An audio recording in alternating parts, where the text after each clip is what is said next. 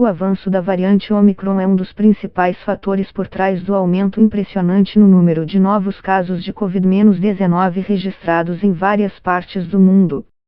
No Brasil, o apagão de dados do Ministério da Saúde após um ataque hacker no início de dezembro dificulta a notificação dos casos e impede análises mais aprofundadas sobre o atual cenário da crise sanitária por aqui. Por enquanto, os relatos mais confiáveis vêm da linha de frente, onde os profissionais de saúde já lidam com o aumento na chegada de pacientes com sintomas de infecção respiratória em hospitais, prontos-socorros e laboratórios de diagnóstico nos últimos dias. Mas o que uma pessoa que está com sintomas de Covid, como febre, tosse, cansaço, perda de paladar ou olfato, dores e diarreia, pode fazer para saber se está, ou não, com a doença? Quais exames são indicados? Confira a seguir os testes mais comuns e quais são as vantagens e desvantagens de cada um deles. Esse teste é considerado padrão ouro pela Organização Mundial da Saúde, OMS. Na prática, isso significa que ele traz os resultados mais confiáveis e define se um indivíduo está com Covid-19 ou não. Feito a partir do swab nasal e oral em que uma haste flexível com algodão na ponta é esfregada no fundo do nariz e da boca para coletar uma amostra do paciente. Esse exame consegue detectar a presença do material genético do coronavírus. Os laboratórios costumam orientar que a coleta aconteça entre o 3º e o 7º dia após o início dos sintomas. Isso porque o RT-PCR detecta o RNA, material genético do vírus, e essa janela de tempo é o período da infecção em que há mais atividade viral e é mais provável encontrar o causador da Covid-19 lá no fundo da garganta. Porém, em alguns casos, o médico pode indicar a realização desse exame já no 1º ou até o 10º dia de sintomas.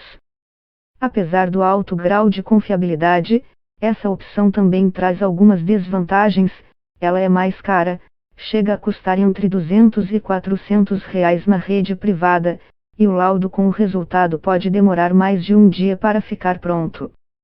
Além disso, o RT-PCR é um método que exige profissionais muito capacitados e equipamentos de alta complexidade, que não estão facilmente disponíveis em todos os laboratórios, acrescenta o médico patologista Wilson Schkolnick, presidente do Conselho de Administração da Associação Brasileira de Medicina Diagnóstica, Abramed. Ainda na seara dos testes moleculares, alguns laboratórios e farmácias também oferecem o PCR-LAMP. Ele também investiga a presença de RNA viral na saliva, mas seu resultado não é considerado tão preciso quanto o obtido no RT-PCR. O LAMP pode ser uma boa alternativa quando o RT-PCR não estiver disponível, sugere Schkolnick. Outra opção, que se tornou mais popular recentemente com a epidemia de gripe H3N2 que atinge várias cidades brasileiras, são os chamados painéis virais. Esses exames são capazes de analisar e diferenciar se a pessoa está infectada com o coronavírus, o influenza, causador da gripe, e o vírus sincicial respiratório, um dos causadores do resfriado, entre outros patógenos. Também conhecido como teste rápido, esse método é considerado menos sensível pelas agências de saúde e pelos especialistas.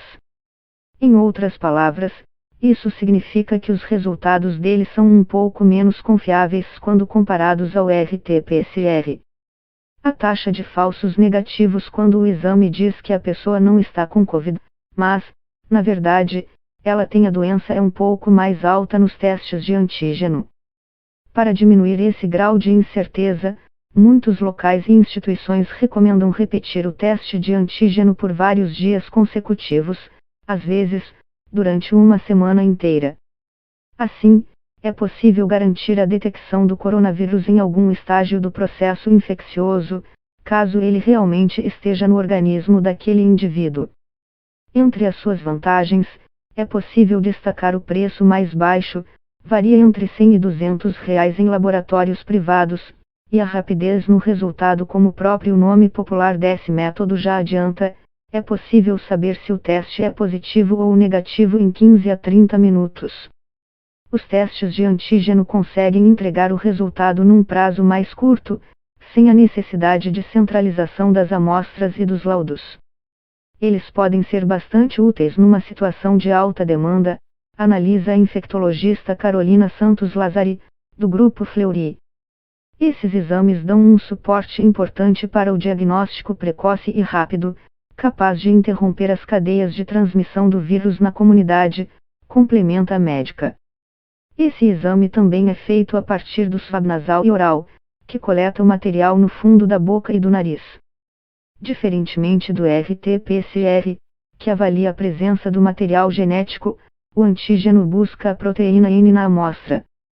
Lazari explica que esse N vem de nucleocapsídeo, uma das estruturas que compõem o coronavírus. Aqui, mais uma vez, há uma janela ideal para fazer o teste. Para uma acurácia maior no resultado, ele precisa ser realizado após 3 dias do início dos sintomas. Esse tempo de espera é desejável porque o paciente pode apresentar uma carga viral mais baixa nos primeiros dias, o que reduz a sensibilidade do teste de antígeno e pode levar a um resultado falso negativo, explica o infectologista Alberto Chebabu, da DASA, rede de laboratórios, hospitais e outros serviços privados de saúde. Ou seja, se o indivíduo faz um teste de antígeno logo ao sentir os primeiros sintomas e o resultado for negativo, isso não exclui totalmente a possibilidade de um diagnóstico de Covid posteriormente, esclarece o médico, que também é diretor do Hospital Universitário Clementino Fraga Filho, da Universidade Federal do Rio de Janeiro, UFRJ. Basicamente, existem 2 situações que pedem a realização de um exame para diagnosticar ou descartar a Covid-19. A primeira delas é quando você está com um ou mais dos sintomas típicos da doença, que podem ser conferidos na lista abaixo. A segunda é quando você teve contato próximo com alguém que está com suspeita ou já recebeu o diagnóstico de Covid.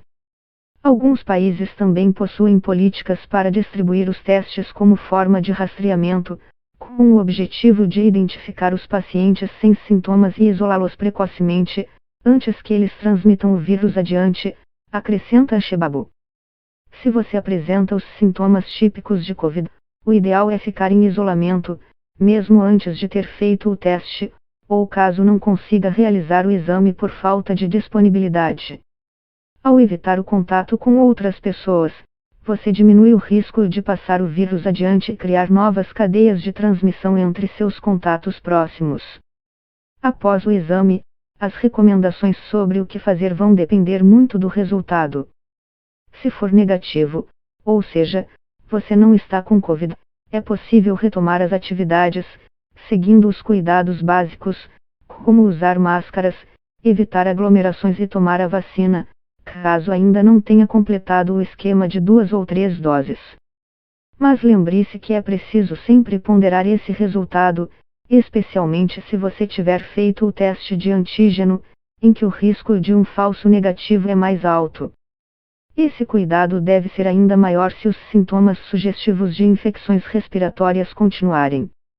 Além do risco de falso negativo, existe ainda a probabilidade de você estar com gripe, outra doença que está em alta em algumas regiões do Brasil e também pode ser bem grave. Em alguns casos, pode ser necessário repetir o exame alguns dias depois, seguindo a orientação de um profissional de saúde. Agora, se o resultado for positivo mesmo, o que significa que você está com Covid, é preciso lançar mão de outras medidas que protegem sua própria saúde e a de todo mundo ao redor.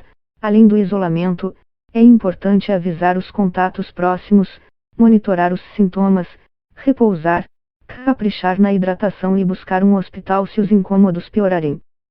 Em muitos países da Europa e da América do Norte, é possível encontrar testes de antígeno que podem ser feitos em casa, pela própria pessoa que está com suspeita de Covid. Esses kits estão amplamente disponíveis em farmácias e supermercados por um preço muito acessível, em torno de 5 a 30 reais na Alemanha, por exemplo, e são até distribuídos gratuitamente para a população. No nosso país, porém, os autotestes não estão liberados pela Agência Nacional de Vigilância Sanitária, Anvisa. A avaliação dos cenários, contexto epidemiológico, fatores culturais e mesmo a capacidade de assistência devem ser considerados na implementação de medidas que visem a melhoria de resultados, Continua a agência, em nota de esclarecimentos enviada por e-mail para esta reportagem. O texto ainda lembra que a Covid-19 é uma doença de notificação compulsória, obrigatória, no Brasil e que a disponibilidade dos autotestes precisaria estar vinculada a políticas públicas com propósitos claramente definidos, associado ao atendimento e apoio clínico adequados e, conforme o caso, rastreamento de contatos para quebrar a cadeia de transmissão. Portanto, a ampliação de acesso, inclusive ao público leigo, deve ser estudada com critério quanto aos riscos, benefícios e possíveis efeitos, conclui a agência, que ressalta que a responsabilidade por criar políticas públicas de testagem é do Ministério da Saúde. Embora o apagão de dados não permita saber o cenário atual da pandemia no Brasil, os relatos que chegam dos laboratórios que oferecem os testes não são nada animadores. Depois do ataque hacker que afetou o Ministério da Saúde no final de 2021, muitos dos sistemas de notificação de novos casos foram desligados e estamos com a transmissão de informações interrompidas desde 10 de dezembro, informa Shkonik, da Abramed. Estamos com centenas de milhares de resultados de exames dessas últimas semanas que estão aguardando para serem incluídos nessas bases de dados, complementa. O especialista também se mostra preocupado com a disponibilidade dos insumos necessários para a realização dos testes. De acordo com depoimentos publicados em redes sociais, muitos laboratórios e farmácias estão com demanda altíssima de clientes à procura dos testes e alguns desses estabelecimentos não possuem mais vagas para agendar a coleta e a análise das amostras.